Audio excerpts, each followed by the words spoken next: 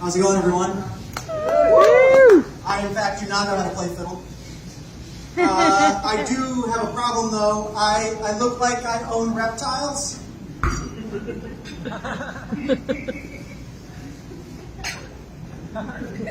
I do.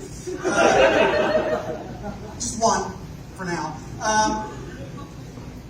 Anyone ever walked into the bathroom at work, seen the fresh, industrial-sized bottle of Febreze and gone, shit, that's for me? Every Tuesday. Anyone here ever played Manhunt as a kid? Manhunt? That's a game that means something culturally to some of you. Sweet, cool. That's a really horrible way to find out your friends are serial killers.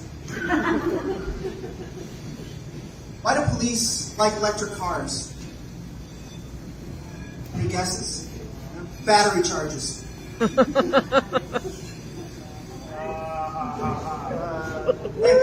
Thank you. Orphans go to church so they can finally call someone father. Hold on. And they end up calling him daddy. And if you think I'm talking about your particular brand of religion, I am. And I will stop telling that joke as soon as religious leaders stop touching little kids. So it's never leaving the act. I like to think that despite being the least athletic of my brothers, I helped my little brother train for his D1 football career. I gave him his first concussion. Cool.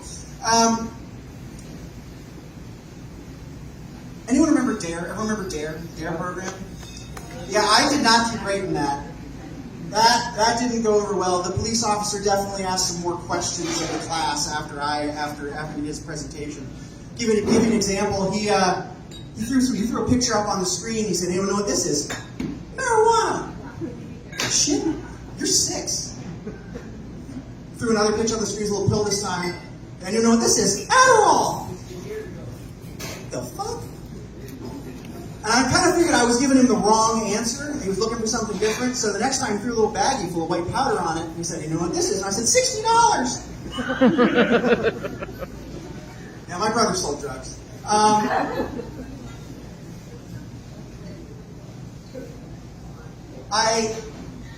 When I was in first grade, I learned a really important life hack.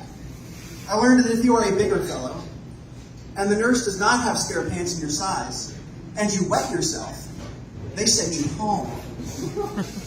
I did not get the perfect attendance award that year. And I should have stopped before high school. Right around that same time, I realized something about myself. I realized that I wanted to be a better dad than my dad was. I wanted to make sure that I went to all my kids' sports games. I wanted to make sure I went to their graduation. I wanted to live past 48. See, yeah, you guys thought he was a deadbeat. Nope, just dead. You guys can laugh. It's my pain. But grief makes you do strange things, right? And people don't. Everyone handles grief differently, right? My mom did not handle grief well. She shut down for a while. There was my grandmother. My grandmother was a freaking champion. All right, she did the most amazing thing. When my mom was having trouble finding a place to bury my dad, she offered up her plot. That was really, really kind of her. And what I realized as I've grown up is that while that was a really, really nice thing to do, my father is buried next to my grandmother's second husband. A man he never met. A man I never met. And their names are both on one headstone. A headstone meant for a married couple. And there's nothing wrong with that, but my father and a man 28 years his senior look like a very progressive gay couple from the 1950s.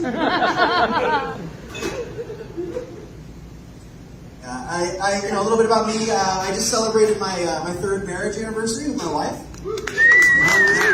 Total non sequitur. Anyone else's bad habits ever caused them a burning sensation in places they didn't want it? Yeah, never rub your eyes after making hot sauce.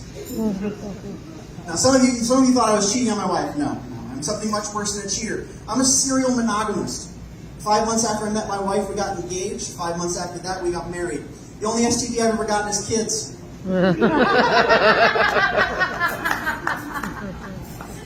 no, and I finally figured out something that I really love about my wife. I found a new thing recently.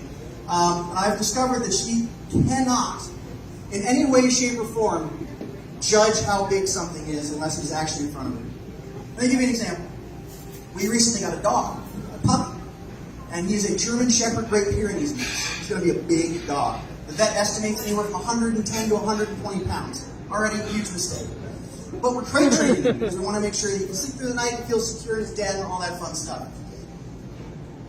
My wife bought a very large crate, ladies and gentlemen. A very large crate. So big that, in fact, I do not think this crate's original designers intended it as a crate for animals. This is a crate meant for human trafficking.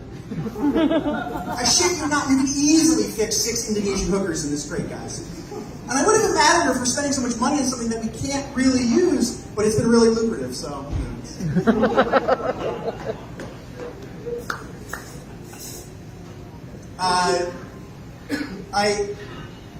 I went to the children's zoo the other day, and I gotta say, I was really disappointed. I wanted to see more kids in cages. Anyone here a parent? Yeah. I mean, that joke's kind of divisive. So for the parents, have you tried it? That was the easiest 3 hours of parenting I've ever done in my entire life. If I throw one of those gerbil water bottles on the side, throw some snacks in there, I could leave them in there for 6. I do have kids. I have twin boys. They're great. They're 2 years old. And man, I tell you, it is quite rewarding when you come home from work and your son runs up to you, gives you a great big hug, you lift him up into the air and he sticks his finger in your mouth, and you realize there's a booger on it.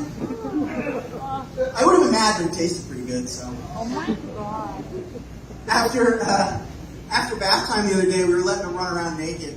And my son Wesley runs over to the corner to pick something up. And before I can stop him, my son Duncan runs over and sticks his finger in his butt. And then he ate it. The shit-eating grit on that kid's face. That's right. Yeah. Whole new meaning to the phrase eating ass. No, my wife and I were trying to make sure that we keep them, we make them well-rounded, that we teach them things. So we're making sure we teach them Spanish. We don't want them to be we don't want them to only know English. I think that's a mistake. My wife's going about it really proper way. She's labeling things using basic phrases, being really nice about it. I'm just letting them watch cartel recruitment videos. Yeah. Now, and something else that happens when you have kids. The parents that can appreciate this. You gotta find new ways to keep things fresh. You gotta find new ways to make sure that you and your partner are communicating, and you're exploring things. Sometimes in the bedroom. That's a thing that we've talked about. So we have a list of things we went through when we gave pre-consent. Right? So basically, if the mood strikes you, everything on this list, go for it. It's fine. We don't care. We said yes already. I did not expect the first thing that she did to be waking me up with this warm liquid hitting me in the chin. But I was like, all right. When we started waking up, I was like, okay, I'm here for it. I said yes. Let's do this. And I woke up, I opened my eyes, and my kid was peeing on me. And not the shit-eating grin I was hoping to wake up to. Not so good. Not so good. But, I'll close with this one. I travel a lot for work, and I've been a couple times I've been all over the world, and it's great. I can't complain. Someone else has paid for it. It's an awesome way to travel. And some of the countries that they go to, they're really fun. I got to go to Singapore for work a couple times, and it's probably one of my favorite places on earth. It's amazing, but you got to be careful because for certain crimes, they still have corporal punishment. Right? So if you litter, you chew gum, that kind of stuff, is they won't take you to jail or fine you, they'll just hit you. And my only problem with corporal punishment is that there's some guy that's into it. So I just kind of see this guy chewing a stick of gum, smoking a cigarette, looking a cop dead in the eyes and going,